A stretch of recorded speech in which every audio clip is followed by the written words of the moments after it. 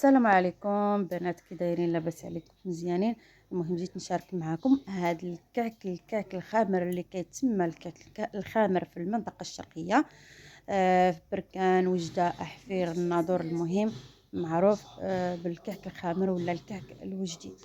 الصراحه كيجي زوين بزاف، والمقادير ديالو بسيطه، والطريقه ديالو راه جد سهله، وكيجي بنين بنين. تقدروا توجدوه للكوتي، الفطور، مع اتاي، في اي وقت تقدروا تاكلوه. راه كيجي زوين بزاف. الا جربتوا هاد الطريقه راه غادي تولي معتمده عندكم، وسهله، وما ديش شي وقت اللي هو كتير بزاف وكيغرم. الصراحه المقادير اللي درت راه كتخرج واحد الكميه اللي هي مزيانه.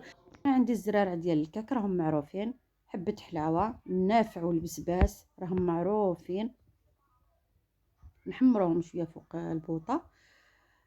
وهنا الجنجلان بعد ما نقيناه مليح حتى هو كنحمروه شويه فوق البوطه، ونديروهم في الهاشوار، نهرمشوهم ماشي نطحنوهم، فقط نهرمشوهم.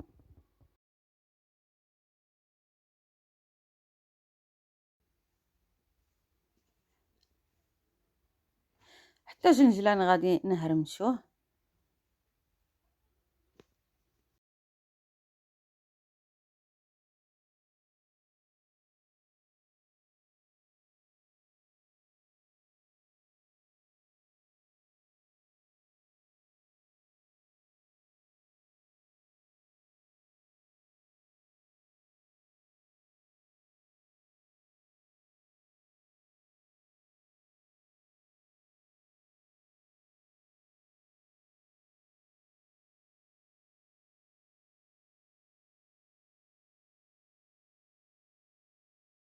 اول حاجه غادي نبدا بها، غادي نبدا بالسكر، زلافه. دائما العبار بزلافه ديال الحريره،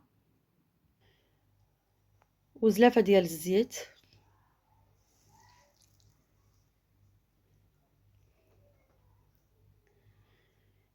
الا بغيتو تعبروا بالكاس عبروا بكاس، بغيتو تعبروا بزلافه ديال الحريره. المهم انا كنعبر بالزلافه دائما، هذا هو العبار ديالي، زلافه زلافه. نفس الزلافه حليب،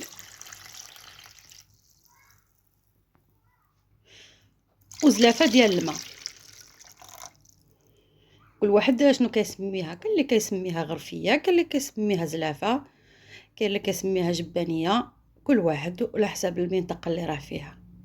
المهم حنا بالناحيه المنطقه الشرقيه كنسميوها غرفيه ولا زلافه، كيف كيف.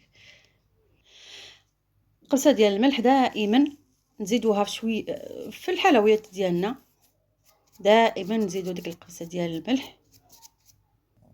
وغادي نزيدو داكشي اللي طحنا.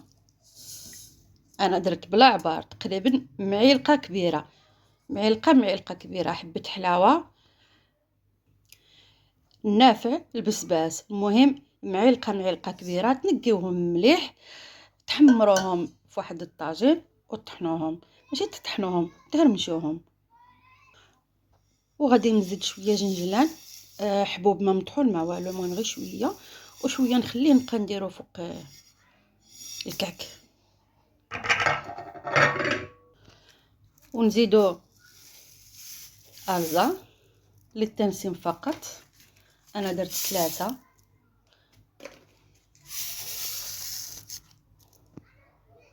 تقدروا ديروا شحال ما بغيتوا، تقدروا تعوضوها بالقشور ديال الحامض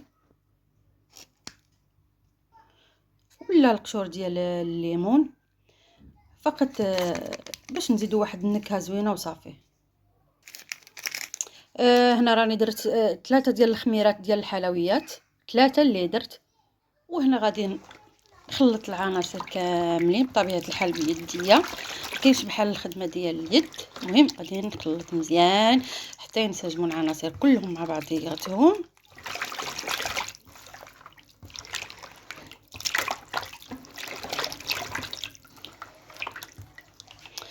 الصراحه كيجي ساهل ماشي صعيب، وحتى المقادير ماشي شي مقادير اللي هما صعاب. انا عندي هنا شويه ديال الماء مع معلقه ديال الخميره، خميره ديال الخبز العاديه ضروري نزيدوها في هذا الكعك هذا، حيت راه الكعك الخامر ماشي اللي ما خامرش كنزيدو فيه ضروري هاد الخميره هذه. وهنا غادي نبدا ندير في الفرينه بعد ما غربلتها. طبيعه الحال الفرينه على حسب الخليط.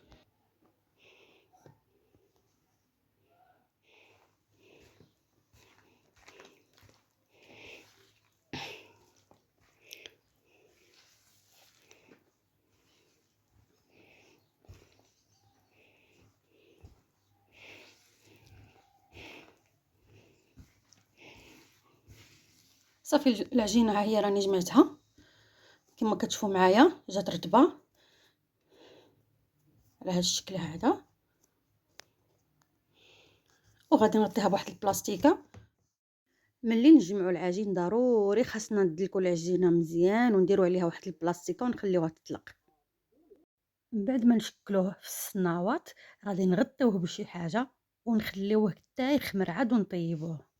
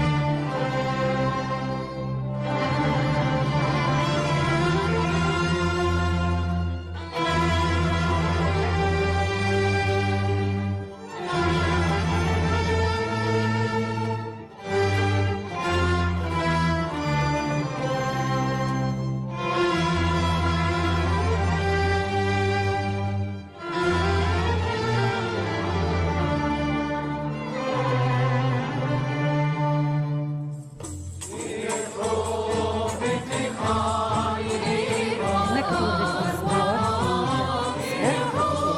فين صغير باش تعرفوا بلا ما هذه الكعك تقدروا ديروه صغير ولا كبير ولا كيف تقدروا ديروه راه كيجي زوين كيف ما درتوه. الصراحه كيجي طويل بزاف داك الشيء لا في المذاق لا كلشي. هنا راني درت جوج ديال الزعتر فريد ودرت معاهم شويه مسكر باش السكريه وغادي نلحم صراحه انا كنبغي ديما نخدم يديا حيت كيكونوا عمليين. هادوك الشيتات انا ما كنحملهمش، المهم كنخدم يديا. الشيته كنستعملها الا كانت شي حاجه كبيره، اما بالنسبه للكعك فانا كنفضل نخدم يديا احسن.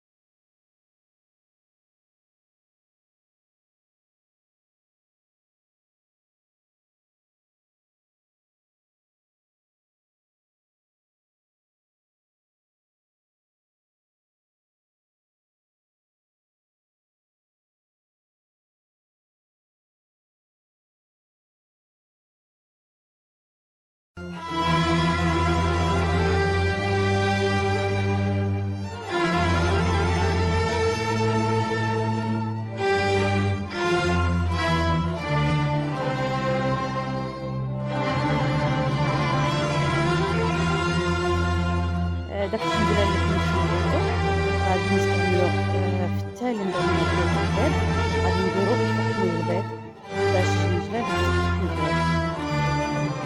الصراحه داك الزنجله اللي كنديرو في البيض كيعطينا واحد الجمال ديال الكعك اللي هي زوينه. وحتى في المذاق كيزيد واحد المذاق ديال الجنجلان ولا السمسم. الصراحه كيجي زوين بزاف. بعد ما كتكون العجينه وخليناها نبقاو نشكلو الكعك ديالنا على هاد الشكل هذا. بغيتو ديروه كبير ديروه كبير، بغيتو ديروه صغير ديروه صغير، بغيتو ديروه متوسط ديروه متوسط، المهم ديروه الشكل اللي بغيتو ديروه.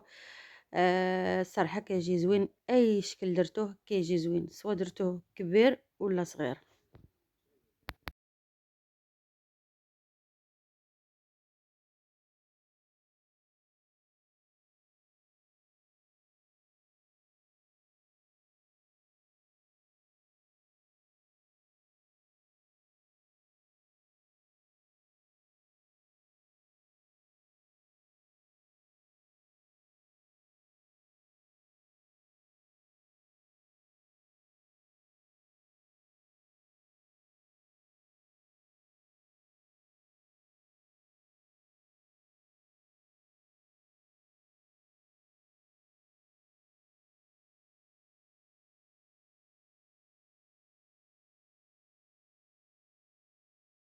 الكعك ديالنا جا على هذا الشكل هذا، الصراحة جا زوين بزاف وبنين شكلا ومذاقا.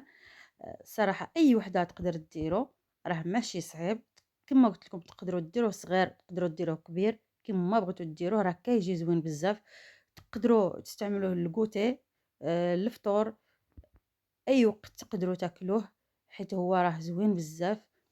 كنتمنى تدعموني بلايك واشتراك وتفعيل الجرس وبارطاج القناة، والى اللقاء.